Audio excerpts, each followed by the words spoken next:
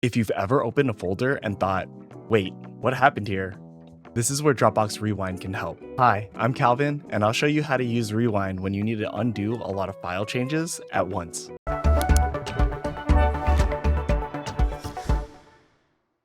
Go to Dropbox.com and open the folder that you want to fix.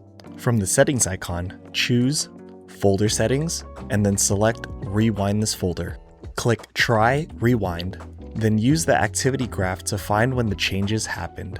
If you see a big spike, that's often a good place to check. From there, you can fine-tune what gets rewound. Move the blue line to choose the first change you want to undo. Review the changes, and then when everything looks right, select Rewind.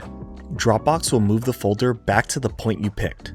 Your files will repopulate in the folder, and you'll get an email once it's all done. If this helped, share it with someone who needs it.